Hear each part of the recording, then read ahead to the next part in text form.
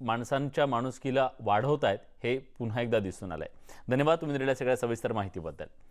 पुण्यातील कोरोना टेस्टिंगची सुविधा आणखी वाढणार आहे। आता टेस्टिंगची क्षमता 2 ते 3 हजारापर्यंत वाढणार आहे। सध्या पुण्यात रोज 1200 ते 1300 नमुन्यांची चाचणी होते। ससून रुग्णालयात हे नवं कोरोना टेस्टिंग मशीन बसवलं जाणार आहे आणि या मशीनच्या माध्यमातून जी कॅपॅसिटी आहे ती वाढणार आहे।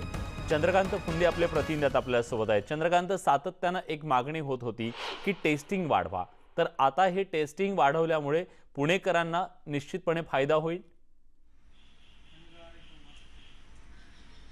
हो, निश्चितच विलास अशासाठी, कारण गेली आठवडा आपण पाहतोय म्हणजे रोज टेस्टिंग व्हायचं 1700 म्हणजे साधारण पालिकेच्या कॅपॅसिटीनुसार आरोग्य आणि टेस्टिंगची कॅपॅसिटी म्हणजे पुण्यातलं एक येणावेळी साधारण 900 पर्यंत करू शकतं आणि बाकीचे खाजगी लॅब धरून ते साधारण 200-300 असं साधारण हार्डली 1200 ते 1300 टेस्टिंगची कॅपॅसिटी म्हणजे रोज रिपोर्ट देणे 24 तासात।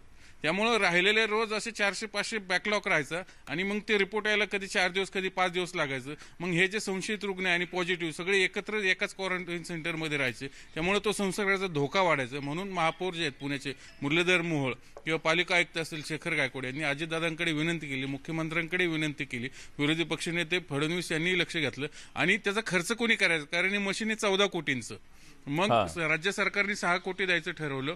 मग पुणे महापालिकेने 4 कोटी आणि पिंपरी चिंचवड महापालिकेने 4 कोटी असं 14 कोटीचं मशीन लगेच सँक्शन झालं आणि त्याचं कार्टिलेज अमेरिकेवरून येणार आहे आणि येत्या 2-3 दिवसात कदाचित फास्टची सगळी प्रक्रिया झाली तर या आठवड्यातच मशीन सुरू होईल आणि 2.5 तासात 500 टेस्ट होतील। त्यावर हे ब्लड टेस्ट असेल, त्यामुळे इथून पुढे किती टेस्टिंग झालं तर रिपोर्ट पेंडिंग राहणार नाही अशी खात्री या मशीनमुळे मिळू शकते। त्यामुळे पुणेकरांसाठी खूप मोठी दिलासादायक बाब आहे। निश्चितच, आणि आशा करूया की